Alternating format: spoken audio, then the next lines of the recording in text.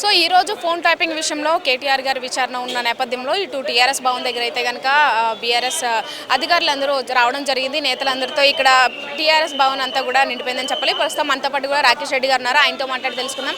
Sir, అసలు ఈ రోజు కేటీఆర్ గారిని పిలిచారు. ఈ విచారణ పైన మీ ఇప్పుడు బీఆర్ఎస్ నుంచి నాయకులంతా కూడా ఏమనుకుంటున్నారు, ఏం జరుగుతుంది? రేవంత్ రెడ్డి గారి హయాంలో స్కీముల కంటే స్కాములే ఎక్కువ ప్రాచుర్యం పొందుతున్నాయి. ఆ స్కాములను ఎప్పటికప్పుడు బీఆర్ఎస్ పార్టీ నాయకులు కేటీఆర్ గారు, హరీష్ రావు గారు బట్టబయలు చేస్తుండడంతో మొసమర్రనటువంటి కాంగ్రెస్ పార్టీ ఏ రకంగానైనా ఈరోజు కేటీఆర్ గారు గొంతు నొక్కాలి, హరీష్ రావు గారు గొంతు నొక్కాలి అనేటువంటి ఒక కుట్ర చేసి ఈ రకంగా సిట్టు పేరు మీద ఎప్పటికప్పుడు వాళ్ళు కొత్త కేసులకు తెరలేపడం మనం చూస్తూ ఉన్నాము. కేటీఆర్ గారు గొంతు నొక్కితే తెలంగాణకు గొంతు లేకుండా అవుతుంది అనేటువంటి కుట్ర ఇందులో దాగి ఉన్నది.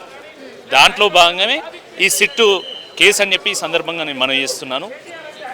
సిట్ ఏముందండి, సిట్ అంటే సిట్టు, స్టాండ్ అంటే స్టాండ్ అయిపోయింది. సిట్టు సంస్థ అనేది వాళ్ళ జేబు సంస్థ అయిపోయింది. కాబట్టి ఎప్పుడు ఏదైనా వాళ్ళకి ఏదైనా ఒక స్కామ్ చేస్తే ఆ స్కామ్ను బయటపెట్టగానే వాళ్ళ పరువును కాపాడుకోవడానికి, వాళ్ళ ప్రతిష్టను కాపాడుకోవడానికి ఈ రకమైనటువంటి స్టంట్లు చేస్తాం.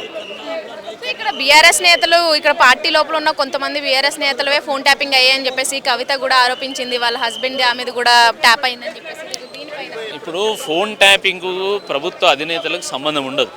ఇంటెలిజెన్స్ డిపార్ట్మెంట్ ఎప్పటికప్పుడు వాళ్ళు విదేశీయులు చేసేటువంటి కుట్రలు కానీ ఇక్కడ వాళ్ళు చేసేటువంటి కుట్రలను ఛేదించడానికి ఎప్పటికప్పుడు ఫోన్ ట్యాపింగ్ చేస్తారు. ఏ ప్రభుత్వమైనా చేస్తుంది, ఏ పార్టీ ప్రభుత్వం ఉన్నా అది కేంద్రంలో కానీ రాష్ట్రాల్లో కానీ చేస్తుంది. చేయకపోతే దేశానికి రక్షణ ఉండదు.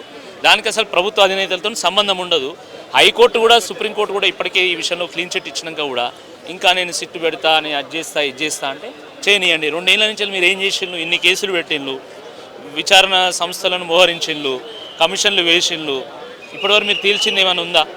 కొండను అవి ఎలుకను కాదు, సుందెలుకను కూడా పట్టలే వాళ్ళు ఇప్పటివరకు. కాబట్టి ఈ సిట్టులకు, ఈ కేసులకు, ఈ లాఠీలకు, తూటాలకు, ఈ తాటాకు సప్పులకు భయపడేటువంటి పార్టీ బీఆర్ఎస్ కాదు. దీన్ని తప్పకుండా న్యాయకోర్టులో ఎదుర్కొంటాం, అవసరమైన సందర్భంలో ప్రజాకోర్టులో ఎదుర్కొంటాం. ప్రజాస్వామ్యంలో ప్రజలే అంతిమ నిర్ణయితులు కాబట్టి తప్పకుండా ప్రజలు సరైనటువంటి సమయంలో కాంగ్రెస్ పార్టీకి వాళ్ళే కథానాయకులై బుద్ధి చెప్తారు. సో అంటే గతంలో ఈ ఫోన్ ట్యాపింగ్ ఏదైతే జరిగిందో అదంతా కూడా నాయకుల ప్రాతిపద్యం లేకుండానే జరిగిందంటారా? వాళ్ళకి ఎవరికి తెలియకుండానే ప్రభుత్వం? మేం కాదండి, హైకోర్టు చెప్పింది, సుప్రీంకోర్టు చెప్పింది, వీళ్ళకి ఏం సంబంధం లేదని ఇంకా మళ్ళీ దీని మీద డిస్కషన్ ఎందుకు?